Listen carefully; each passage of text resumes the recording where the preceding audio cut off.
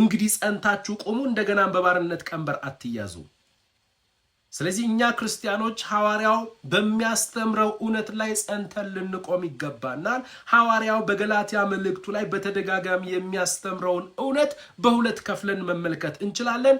አንደኛ ደህንነታችንን በሚመለከት በክርስቶስ በተገለጠው ጸጋ የተገኘ መሆኑን ብቻ እርግጠኛ እንድንሆን፣ በመልካም ሥራ ሳይሆን፣ ሃይማኖታዊ ስርዓትን በመፈጸም ሳይሆን፣ ህግጋትን በመጠበቅ ሳይሆን፣ ደህንነት ካንተ ተግባር ጋር የሚገናኝ ሳይሆን ክርስቶስ ኢየሱስ ከሰራው የቤዛነት ሥራ ጋር የሚገናኝ ነው።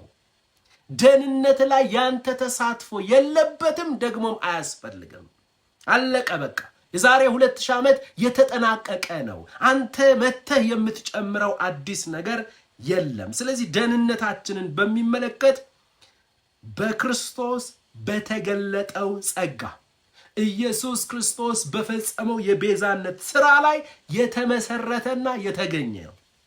ለዛም ነው ገላትያ ምዕራፍ 2 ቁጥር 16 ላይ ሐዋርያው ጳውሎስ አንድ ነገር ይለናል። ገላትያ ምዕራፍ 2 ቁጥር 16 ስጋን የለበሰ ሁሉ ነው የሚለው። ስጋን የለበሰ ሁሉ ነገር ግን ሰው በኢየሱስ ክርስቶስ በማመን እንዲጸድቅ እንጂ በሕግ ሥራ እንዳይሆን አውቀን ስጋን የለበሰ ሁሉ። ቃል በጣም ወዳታለሁ። ስጋን የለበሰ ሁሉ እሳቸው፣ እሷ በአንድ እግራቸው የቆሙት ፓስተርዬ፣ እሱ ግን ለየት ያለ ነው እንዳትል፣ እሳቸው ስጋ ለበስ ናቸው ወይ? አዎ። ፍጹም ሰው ናቸው? አዎ። እንደዛ ከሆነ ስጋን የለበሰ ሁሉ በአንድ እግሩም ቆመ፣ በገመድና በዘንዶ ወደ ሆነ ቦታ ወጣ። እዚህ ጋር ደግሞ ፓስተሩ ደግሞ ብዙ ቲያትር እየሰራ ነው። ነብይ ነኝ የሚለው ወደ 3ኛው ሰማይ ደርሼ መልአኩ 3 አይነት የፀጉር ቁርጥ ተቆረጥ ብሎኛል፣ አሁን ደግሞ ከማርያም ጋር ለመገናኘት ፕሮግራም ይዣለሁ ከሚል የአእምሮ በሽተኛ የአእምሮ ኬዝ አለበት ባይዘወይ። ስለዚህ ከእንደዚህ መድኃኒት ነው የሚያስፈልገው፣ ጸሎት ብቻ አያስፈልገውም። እርኩሳን መናፍስቶች የጨለማ ዓለም ደግሞ ተቆጣጥረውት መገለጥ እየሰጡት ነው። ስጋን የለበሰ ሁሉ በሕግ ሥራ ስለማይጸድቅ፣ የትኛውም ሃይማኖት ውስጥ ያለ ሰው የማይፈልጋት ቋንቋ፣ ስጋን የለበሰ ሁሉ በሕግ ሥራ ምን ስለማይጸድቅ እኛ ራሳችን አይደለም አህዛብ ሕግ ያልተሰጠው ነውና፣ ሕግ የተሰጠን እኛ አይሁዳውያን፣ እኛ ራሳችን የሚለው የአይሁድን ሕዝብ ወክሎ ነው። እኛ ራሳችን እንኳን እንደማለት ነው በሕግ ሥራ ሳይሆን፣ ሕግጋትን በመፈጸም ሳይሆን፣ የሙሴን ሕግጋት በመፈጸም ሳይሆን፣ በክርስቶስ እምነት እንጸድቅ ዘንድ በክርስቶስ ኢየሱስ አምነናል። ዋው ማይ ሎርድ እናመሰግናለን።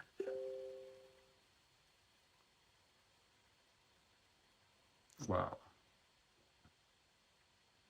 even we have believed on Christ Jesus in order to be justified by faith in Christ and not by work of the law. ፈጽሞ ሊሆን አይችልም። even we እኛ እንኳን እኛ ይሁዳውያን we have believed on Christ Jesus in order to be justified by faith in Christ, በክርስቶስ ላይ ባለ እምነት not by work of the law, በሕግ ላይ በተመሰረተ ሥራ አይደለም ሰው የሚጸድቀው። ባባ እናመሰግንሃለን። ቀጥሎ ኤፌሶን ምዕራፍ 2 ቁጥር 8 ሐዋርያው ጳውሎስ በተደጋጋሚ ከደህንነት ጋር ያንተ ሥራ እንደማይገናኝ፣ በደህንነት ዙሪያ ክርስቶስ የሰራውና የፈጸመው ሥራ ብቻ በቂና ከበቂ በላይ ነው። ምን ይላል? ጸጋው በእምነት አድኗቸዋል። ጸጋው ከናንተ ሥራ ጋር ተባብሮ አይልም፣ ጸጋው በእምነት አድኗችኋልና ይህም የእግዚአብሔር ስጦታ ነው እንጂ ከናንተ አይደለም። ለምንድን ነው ሃይማኖተኛው ዓለም የማይገባው? ለነገሩ የእግዚአብሔር ቃል የአብርሆት ጉዳይ ነው። መንፈስ ቅዱስ አይንን ካልከፈተው እንዲህ ብሎ እያወራ ራሱ አይ መስራት አለብን ትላለህ።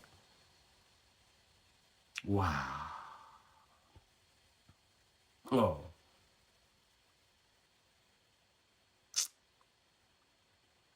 ዋው እናመሰግናለን። ጸጋው በእምነት ምን ብሏቸዋል? አድኗቸዋል። ጸጋው በእምነት አድኗቸዋል ሲል ቅዱሳን ጸጋው በእምነታችሁ አይደለም እያለ ያለው። እምነትም ቢሆን የጸጋው ውጤት የመንፈስ ቅዱስ ስጦታ እንጂ እምነት የሚባል ነገር ድቡልቡል ነገር አንተ ውስጥ የለም። እኔ ባላምነው የሚል ሰው አለ። አጋጥሟቸው ያውቃል? እኔ ባላምነው እንዴት? እምነት የሚባል ነገር ወንድሜ አንተ ውስጥ የለም። እምነት የሚባል አንጡራ ሀብት የለህም። ጸጋው ከእምነትህ ጋር ሆኖ አይልም። እምነት ራሱ የመንፈስ ቅዱስ ስጦታ ነው። እንደ ጽድቅ እንደ ጸጋ እምነት ራሱ የመንፈስ ቅዱስ ስጦታ ነው። እንድታምን ያደረገ ማመን የምትችልበትን ብቃት የሰጠ በጸጋው በኩል እምነት የሚባለውን ስጦታ ያካፈለ ራሱ መንፈስ ቅዱስ ነው። ለምን? በኃጢአትህና በበደልህ ሙት ነህ። የሞተ ሰው ውስጥ መልካም ነገር አይገኝም። ሙት ማለት ለብርሃን ዓለም ሪስፖንስ መስጠት የማይችል በኃጢአቱና በበደሉ ሙት ማለት እግዚአብሔርን መፈለግ ወደ እግዚአብሔር መጓዝ የማይችል እርሱ እግዚአብሔር ካልመጣና ካላዳነው በስተቀር ፈጽሞ በራሱ መውጣት የማይችል በራሱ ወደ ብርሃን ዓለም መምጣት የማይችል በራሱ ለብርሃን ዓለም ሪስፖንስ መስጠት የማይችል። ስለዚህ ጸጋው ከእምነታችሁ ጋር አድኗቸዋል አይልም። ጸጋው በእምነት ያ ጸጋ በእምነት በኩል ጸጋ በሌላ ቋንቋ ዲፋይንስ እናደርገው ጸጋ ከእግዚአብሔር ዘንድ ወደ አንተ የተዘረጋ እጅ ሲሆን እምነት ደግሞ መንፈስ ቅዱስ በአንተ ውስጥ ሆኖ የሚያፈራው ነውና አንተ መንፈስ ቅዱስ በአንተ ውስጥ ሆኖ በሚያቀብልህ እምነት እጅህን ወደ እግዚአብሔር ስትዘረጋ ማለት ነው። አባባ እናመሰግናለን። ስለዚህ ጸጋው በእምነት አድኗችኋልና እና ይህም ጸጋው በእምነት መዳን ይህም የእግዚአብሔር ስጦታ ነው እንጂ ከናንተ አይደለም። ጸጋውም እምነቱም ከናንተ አይደለም። ቀጥልልኝ። ማንም እንዳይመካ የሚል ቃል የለም። ይህም የእግዚአብሔር ስጦታ ነው እንጂ ከናንተ አይደለም። ቁጥር 9 ምን ይላል? እችት በጣም እናመሰግናለን። ማንም እንዳይመካ ከስራ አይደለም። ደህንነት ካንተ ተግባር ጋር የሚገናኝ አይደለም። ዋው! እንደዚህ መጽሐፉ እንደዚህ በግልጥ እያወራ እንደው ትንሽ ክፍተት ቢሰጠው አንዳንድ ሃይማኖተኛ እንዴት ይሆን አያስቀምጠንም? አሁንም እኮ እንደዚህ ዝግትግት አድርጎት ማንም እንዳይመካ ከስራ አይደለም እያለ ፕራውድ የሚያደርግ ስንት ነው? እናንተ ኃጢአተኞች አመፀኞች የሚል ስንሰው ነው አባት ሆይ በእኛ ላይ የተመሰረተ ነገር ስላላደረግከው በልጅ ላይ የተመሰረተ መዳን ወደኛ ስለመጣች እናመሰግንሃለን፣ እናከብርሃለን። ዋው! ስለዚህ ደህንነታችን የተመሰረተው በክርስቶስ ስራና በክርስቶስ በተገለጠው ጸጋ ላይ መሆኑን ማወቅ አለብን። ቲቶ ምዕራፍ 2 ቁጥር 11 ጀምሮ ሁላችንም እናውቀው ጥቅስ አለ። ጸጋው በእምነት ቲቶ ምዕራፍ 2 ቁጥር 11 ላይ ሰዎችን ሁሉ የሚያድን የእግዚአብሔር ጸጋ ተገልጧልና። ሰዎችን ሁሉ ምን የሚል የሚያድን የእግዚአብሔር ጸጋ። በቃ ሰዎችን ሁሉ የሚያድነው የእግዚአብሔር ጸጋ እንጂ ያንተ መልካም ስራ አይደለም። በቃ ደህንነት ከእግዚአብሔር ጸጋ ጋር የተገናኘ ነው፣ ከክርስቶስ ስራ ጋር የተገናኘ ነው እንጂ ከሰው ስራና ተግባር ጋር የተገናኘ አይደለም። ምዕራፍ 3 ቁጥር 5 ላይ ሂድልኝ እስኪ። ስለሱ ነገር የሚያወራ ሐሳብ አለው እዛው ቲቶ ምዕራፍ 3 ቁጥር 5 አባ ጸጋ ጨምርልኝ ከፍ በልልኝ ቁጥር 4 ላይ ከዛ ነው የሚጀምረው ሐሳብ። ነገር ግን የሚል ቋንቋ አለ። ነገር ግን የመድኃኒታችን የእግዚአብሔር ቸርነትና ሰውን መውደዱ በተገለጠ ጊዜ ቸርነትና ፍቅር ተገለጠ።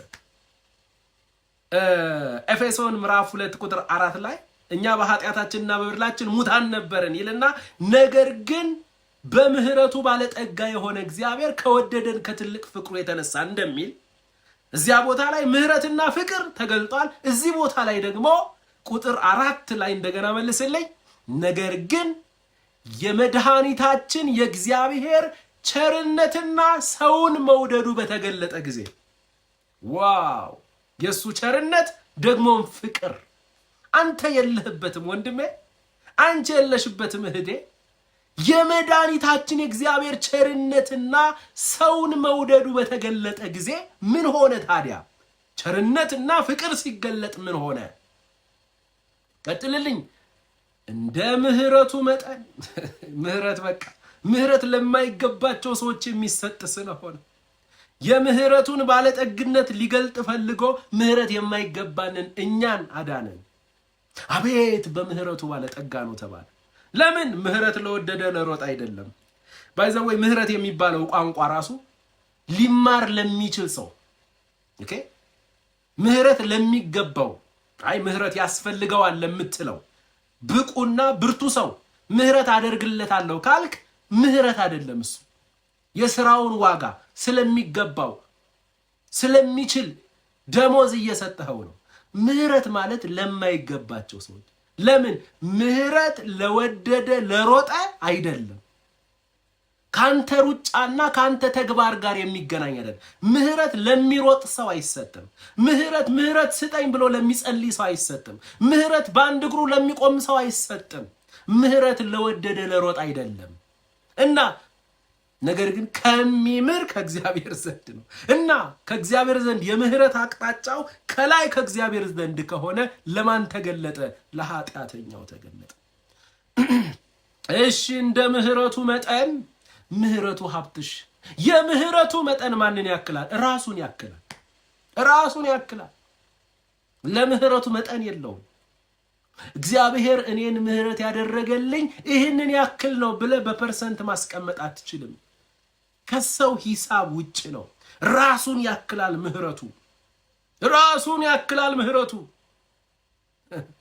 መዝሙረኛው ዳዊት በተደጋጋሚ ቸር ነውና ምህረቱም ለ100 ዓመት ነውና አይልም እግዚአብሔር የ10 ዓመት ምህረት የለውም እግዚአብሔር የ50 ዓመት ምህረት የለውም እግዚአብሔር የ100 ዓመት ምህረት የለውም ቸር ነውና ምህረቱም ለዘላለም ነውና እግዚአብሔርን አመስግኑ አለ በዘላለም ምህረቱን የተገናኘ በዘላለም ምህረቱ ነው የተገናኘሽ እህቴ ስለዚህ እንደ ምህረቱ መጠን ራሱን በሚያክል ምህረት ደግሞ ዘላለማዊ በሆነ ምህረት ለአዲስ ልደት በሚሆነው መታጠብና በመንፈስ ቅዱስ በመታደስ አዳነን እንጂ እኛ ስላደረግነው በጽድቅ ስለነበረው ስራ አይደለም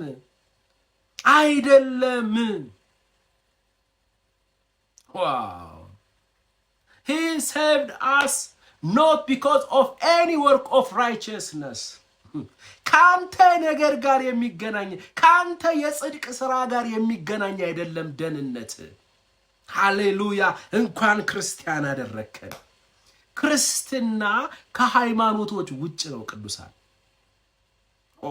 እናመሰግናለን እንባርካለን እንዴት ድንቅ ነህ አምላካችን እንዴት ድንቅ ነህ ስለዚህ ደህንነታችን ከኛ ተግባር ጋር የሚገናኝ አይደል ሁለተኛ ጢሞቴዎስ ምዕራፍ 1 ቁጥር 9 ትሄድልኝ አባባ በምህረቱ ተገረሙ ቅዱሳን በፍቅሩ ተገረሙ በይቅርታው ተገረሙ ሁለተኛ ጢሞቴዎስ ምዕራፍ 1 ቁጥር 9 ያዳነን ይላል ኖት የሚያድነን ያዳነን already you are saved ያዳነን ዋው ያዳነን በቅዱስም አጠራር የጠራን እግዚአብሔር ነውና ያው ደህንነቱም ቅዱስ አጠራሩም ከርሱ ነው እንጂ ለመጠራት የሚያበቃ ምን አለ አንተ ለመጠራ እግዚአብሔር እሱን በጠራው ይሻላል ብሎ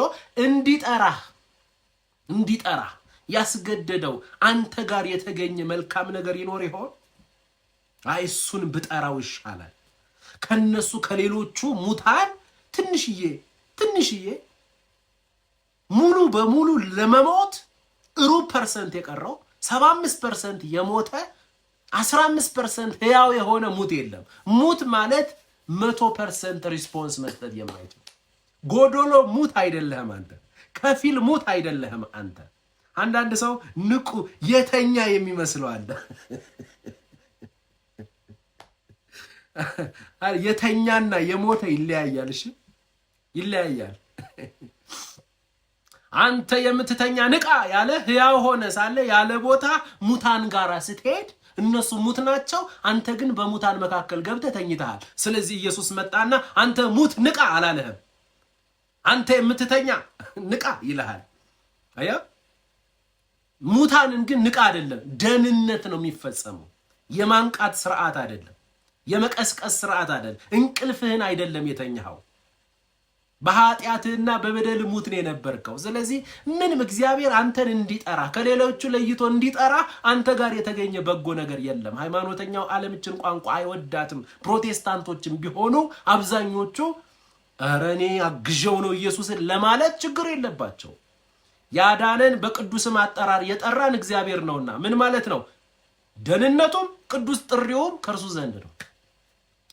እና ቀጥሎ ምን እንደሚል ተመን ይህም እንደራሱ ሐሳብና ጸጋ መጠን ነው እንጂ እንደ ስራችን መጠን አይደለም። አባባ በአማርኛ እንደዚህ ስለነገርከን እናመሰግንሃለን። ግልጽ ነው አይደል? ግልጽ ነው አይደል? የአባባ ቋንቋ አንተ የለህበትም። ደህንነቴም ውስጥ ቅዱስ አጠራሬም ውስጥ አንተ የለህበትም። እኔ አንተን ያዳንኩትና ደግሞም በቅዱስ አጠራር የጠራሁት እንደ ራሴ ሐሳብና ጸጋ መጠን ነው እንጂ እንደ ስራችን መጠን አይደለም። ማይ ጂሰስ ቀጥሎ ምን ይላል? ይህም ጸጋ ከዘላለም ዘመናት በፊት በክርስቶስ ተሰጠን። ማለት አሁን በበቀደም የተገለጠ ደግሞ እንዳይመስል እኔም አለሁበት እንዳትል ጸጋው የዳንበትና በቅዱስ አጠራር የተጠራንበት ይህ ጸጋ መቼ ነው የተሰጠን?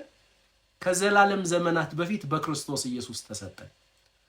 እንኳን አንተ ነህና ዘርማንዘር ነውና አዳምና ሔዋን ናቸውና መላእክቶች ራሱ አልነበሩም። ይህ ጸጋ ሲሰጥ ዩኒቨርስ ላይ የተንጠለጠለው ጋላክሲና ፕላኔት፣ በምድር ላይ የሚርመሰመሰው እንስሳ፣ የሰው ልጅ አትክልቱ ምኑ በጥልቁ ውቅያኖስ ውስጥ ያለ ልዩ ልዩ ሳይንስ ያልደረሰበት የአሳ ዝርያ ሁሉ መንፈስ ዓለም ላይ ያሉ መላእክቶች ወደ መፈጠር ወደ መከሰስ ሳይመጡ በፊት በነበረው ዘላለም ብቻውን የነበረ ሶስት አካላት ያለው አንድ አምላክ አብ፣ ወልድ፣ መንፈስ ቅዱስ እርሱ የሥላሴ ካውንስል በልጁ በኩል ከዘላለም ዘመናት በፊት በክርስቶስ ኢየሱስ በኩል ጸጋን ሰጠን።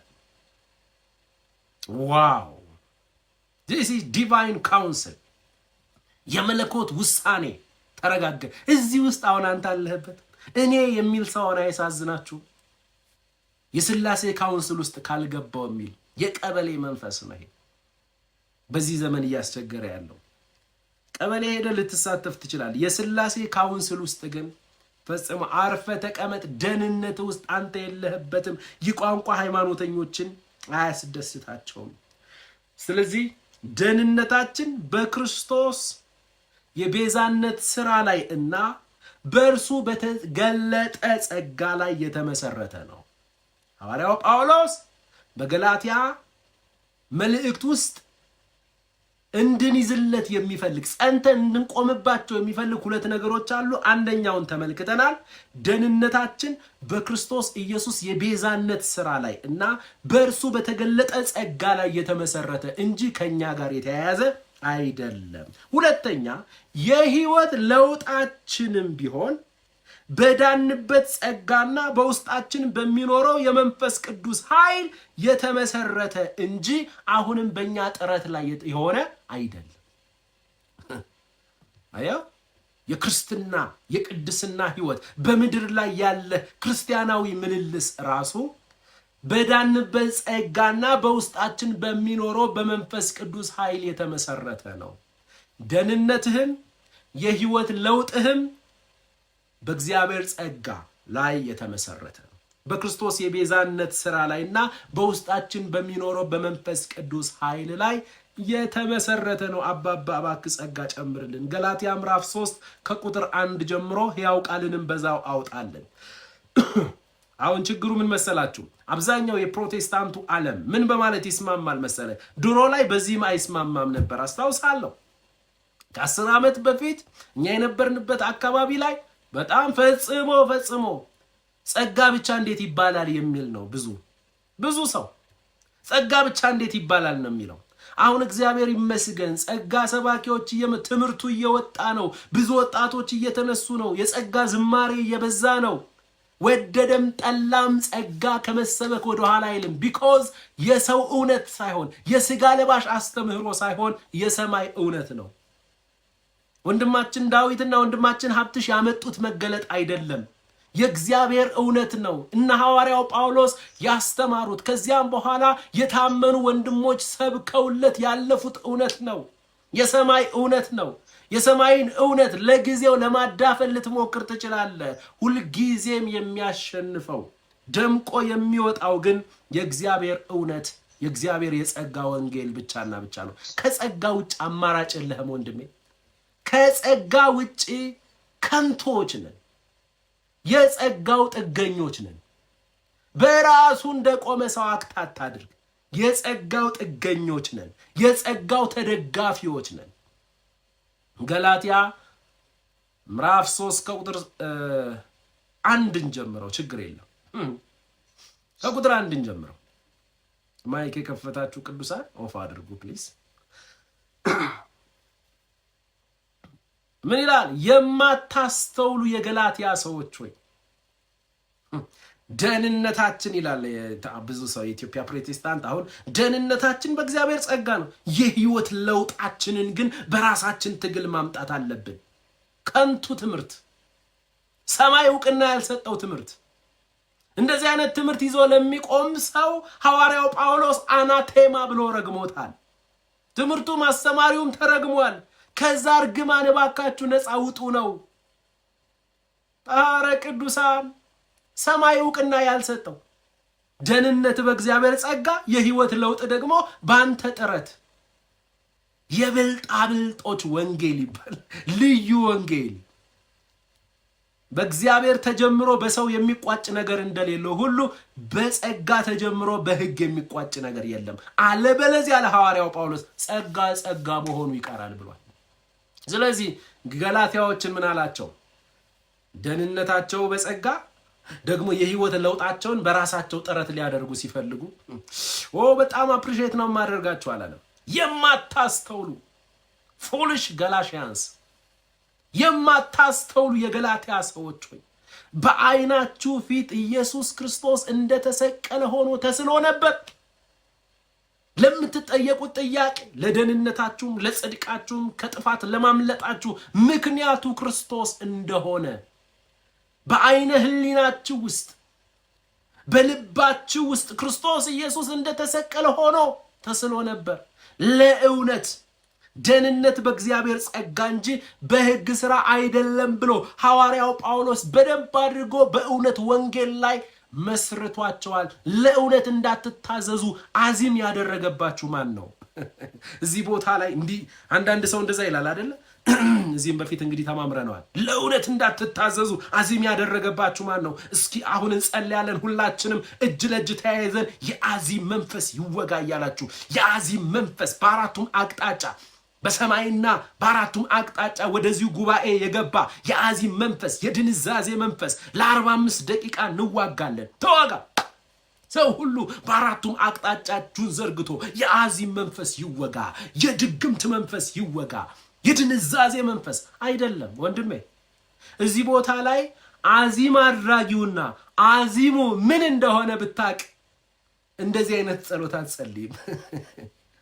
አዚም አድራጊው መድረክ ላይ የቆመ ኮት የለበሰ ፓስተር ነው። አዚም አድራጊው።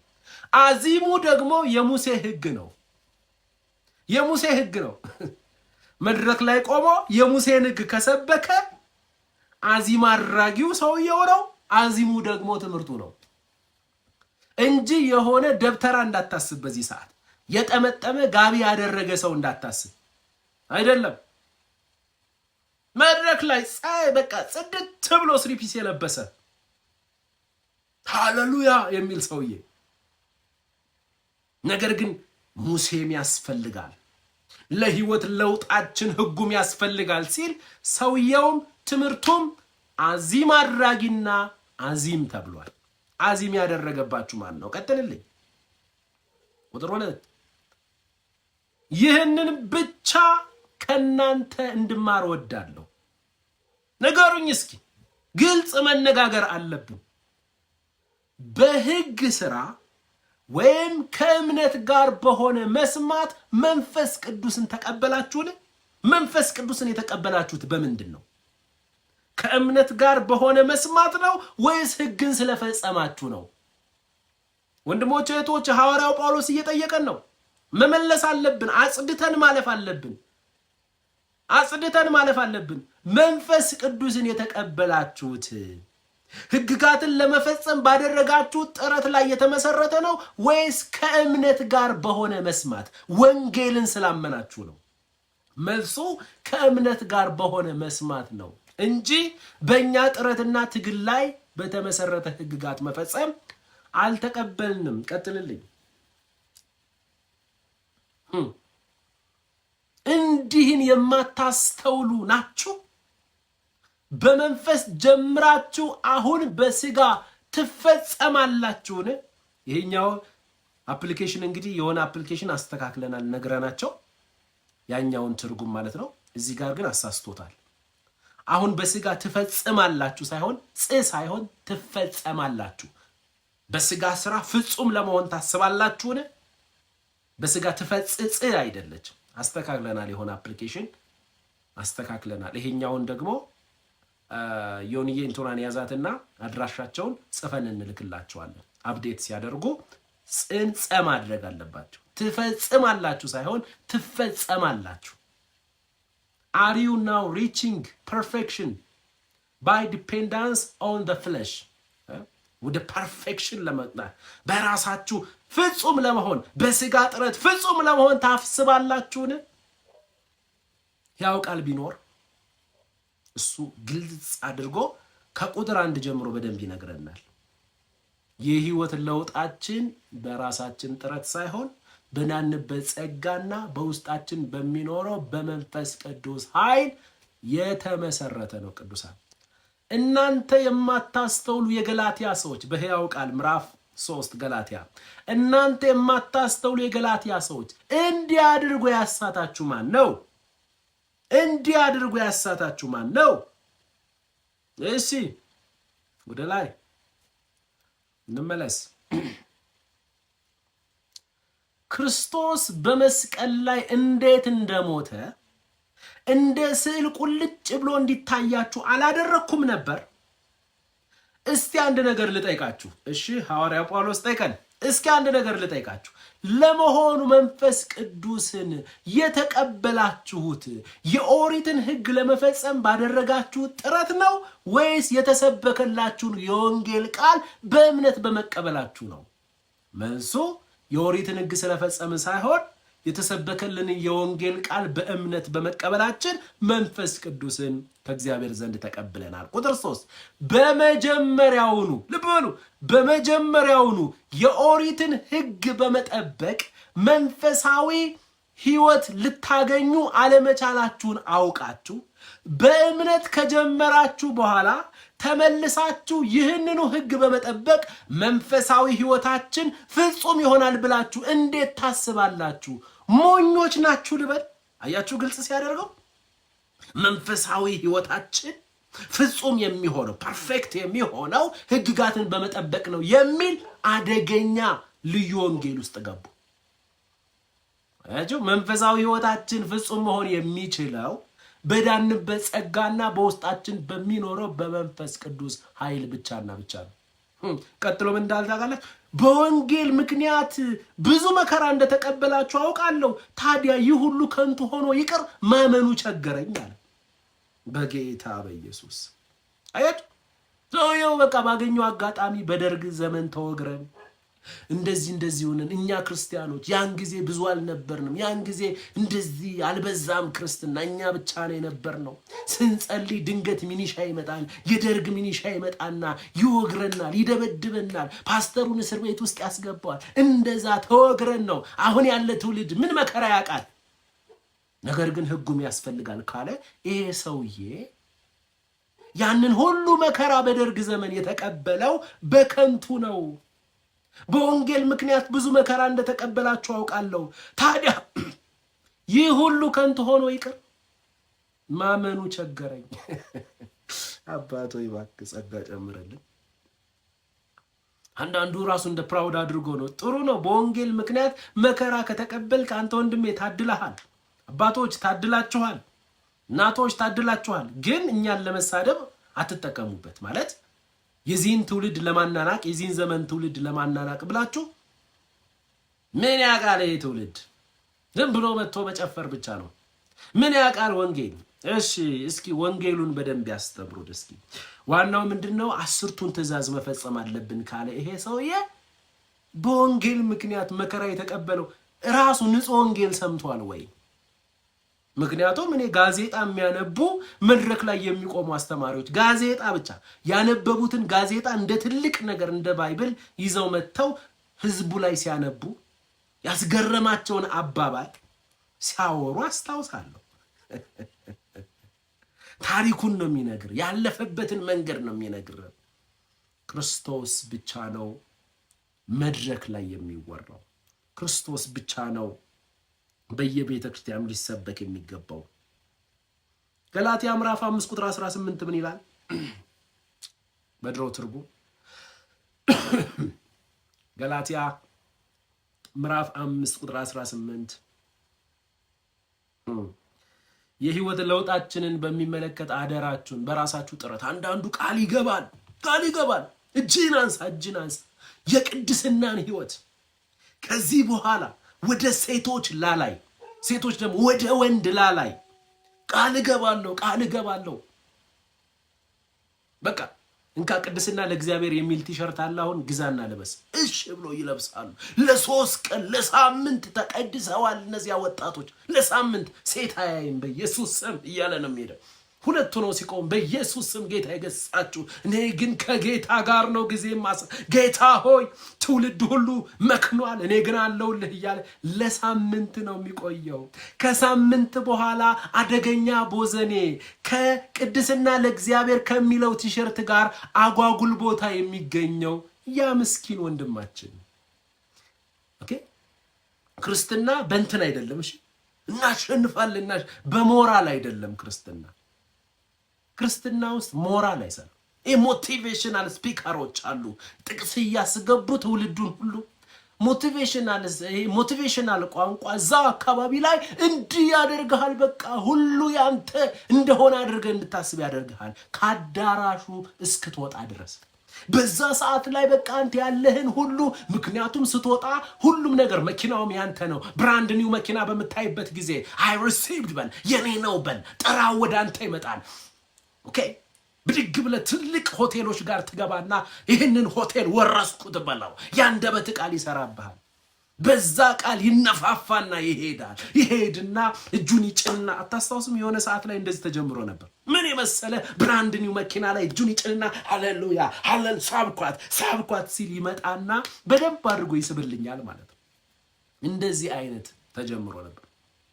እኔ በእምነት ነው አልከፍልም ብለው ትልልቅ ሆቴል ገብተው ትንንሽ ሆቴል አትግባ፣ አንተ የንጉስ ልጅ ነህ፣ የእግዚአብሔር ልጅ ነህ፣ ትልልቅ ሆቴል ትገባለህ። በእምነት ነው የምትገባው። ሄደህ ደግሞ ትንንሽ ነገር ሚሪንዳ ምናምን ሻይ እንዳታዝ፣ የቤቱን ቤስት እዘዝ። ምንም ነገር ሳትይዝ በእምነት ነው። ከዛ በኋላ እንዴት እንደሆነ ሳታቅ ይከፈልልሃል። እንደዛ ብለው ሄደው የሆቴሉ ጋርዶች አንቀው እንጨት ያስፈለጧቸውና ብርጭቆ አሳጥበው ወደ ቤቷቸው የላኳቸው ምስኪን ጴንጤዎች አሉ። ሞቲቬሽን አንተን ያነቃቃሃል እኮ ቦታው ላይ። ችግሩ ግን ምን መሰለህ? አነቃቅቶ ሁሉን ነገር አስረክበ ለሰውየው ትሄዳለህ። እሱ ነው የሚጠቀምበት። አንተ በሐሳብ ዓለም ውስጥ ትኖራለህ። በሐሳብ ዓለም ውስጥ ነው የምትኖረው። በመንፈስ ብትመሩ ግን ከሕግ በታች አይደላችሁ ማለት። ውጤቱ ምንድነው ማለት ነው? በመንፈስ መመራት። በመንፈስ ስትመራ በውስጥ ያለው but if you are guided or lead by the Holy Spirit you are not subject to the law. አዮ ጋይድ መደረግ ያለብህ ሊድ መደረግ ያለብህ በውስጥ በሚኖረው በሆሊ ስፒሪት በመንፈስ ቅዱስ ነው መሆን ያለበት። ምክንያቱም የብስለት ህይወት የቅድስና ህይወት የምልልስ ህይወት በአንተ ተግባር ላይ የተመሰረተ ሳይሆን በመንፈስ ቅዱስ በውስጥ በሚኖረው በመንፈስ ቅዱስ ኃይልና በዳንክበት ጸጋ ላይ የተመሰረተ ነው። ሮሜ ምዕራፍ 7 ቁጥር 3 ላይ ሄድልኝ እስኪ። አባቶ ይባክህ ከግርግር ክርስትና ነፃ አውጣን። የእግዚአብሔርን ቃል ውደዱ። የእግዚአብሔርን ቃል እንድታጠኑ መጽሐፍ ቅዱስን እንድትወዱ ከሚያደርጉ አገልጋዮች ጋር ነው መሰንበት ያለባችሁ። መጽሐፍ ቅዱስን ዘወር ከሚያደርጉ ሰዎች ራቁ። እንዲሁ ወንድሞች ሆይ እናንተ ደግሞ በክርስቶስ ሥጋ ለሕግ ተገድላችኋል። ለሕግ ለመኖር የሚያስብ ለሕግ እንደተገደለ ያላወቀ ነው። ለእግዚአብሔር ፍሬ እንድናፈራ አዮ ለሕግ ሳትገደል ለእግዚአብሔር የቅድስናን የጽድቅን ፍሬ ልታፈራ አትችልም። ለእግዚአብሔር ፍሬ እንድናፈራ እናንተ ለሌላው ከሙታን ለተነሳው ለእርሱ ተሆኑ ዘንድ ቀጥልልኝ።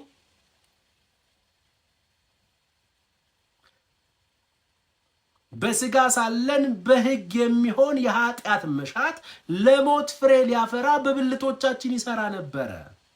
ኃጢአት፣ ሕግ፣ ሞት ነው እዚህ ጋር ያለው። ቀጥልልኝ። እንግዲህ ምን እንላለን? ኖት አሁን ግን ቁጥር 6 አሁን ግን ለእርሱ ለታሰርንበት ስለሞትን ሕግ፣ ኃጢአት፣ ሞት አሁን ግን ለእርሱ ለታሰርንበት ስለሞትን ከሕግ ተፋተናል።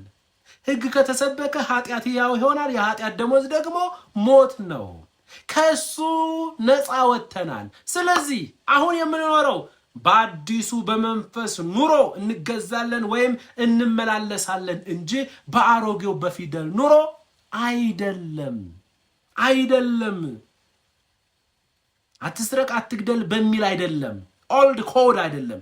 በኦልድ ኮድ አይደለም የምንመላለሰው። እዚያው ምዕራፍ 8 ቁጥር 2 ላይ ሄድልኝ። ይህንን ያብራራዋል። በክርስቶስ ኢየሱስ ላሉት አሁን ኩነኔ የለባቸውም ካለ በኋላ በክርስቶስ ኢየሱስ ያለው የሕይወት መንፈስ ሕግ ከኃጢአትና ከሞት ሕግ ነፃ አውጥቶኛል። በክርስቶስ ኢየሱስ ያለው የሕይወት መንፈስ ሕግ የሚለው ኢየሱስ ክርስቶስ በሥጋ ወራቱ በምድር ላይ ሲመላለስ የተመላለሰበት የመንፈስ ቅዱስ የሕይወት ስርዓት አለ። ስለዚህ አሁን እኛ የተጠራ ነው በመንፈስ ቅዱስ የሕይወት ስርዓት እንድንመላለስ እንጂ አድርግና አታድርግ በሚል የሕግ ስርዓት እንድንመላለስ አይደለም። እሺ ቲቶ ምዕራፍ 2 ቁጥር 12 ጀምሮ ሰዎችን ሁሉ የሚያድን የእግዚአብሔር ጸጋ ተገልጧልና ካለ በኋላ ይህም ጸጋ ኃጢአተኝነትንና ዓለማዊ ምኞትን ክደን በጽድቅ በቅድስና እግዚአብሔርን በመምሰል እንድንኖር ጸጋው ያስተምረናል ወይም ትሬን አፕ ያደርገናል ይላል። ስለዚህ የዳንበት ጸጋ የሕይወት ለውጣችንም ደግሞ የተመሰረተበት እንደሆነ ሁላችንም ልብ ልንል ይገባናል ማለት ነው። ከዚህ የተነሳ ሐዋርያው ጳውሎስ በዚህ እውነት ላይ ጸንተን እንድንቆም ደህንነታችን በእግዚአብሔር ጸጋና በክርስቶስ ኢየሱስ የቤዛነት ሥራ ላይ የተመሰረተ ነው። የክርስትና የሕይወት ለውጣችንና ምልልሳችን በውስጣችን በሚኖረው በመንፈስ ቅዱስ ኃይልና በዳንበት ጸጋ ላይ የተመሰረተ ነው። ስለዚህ ራሳችንን ለጸጋው አሰራርና በውስጣችን ለሚኖረው ለመንፈስ ቅዱስ አሰራር ፈቃድ፣ ስሜት፣ ዕውቀታችንን ልናስገዛ ይገባናል። ስለዚህ የሚቀጥለውን ደግሞ ኔክስት ላይ እንመለከታለን። ከእግዚአብሔር ከአባታችን ከጌታም ከኢየሱስ ክርስቶስ ብዙ ጸጋ፣ ብዙ ሰላም፣ ብዙ ምሕረት ለሁላችን ይሁን። አሜን።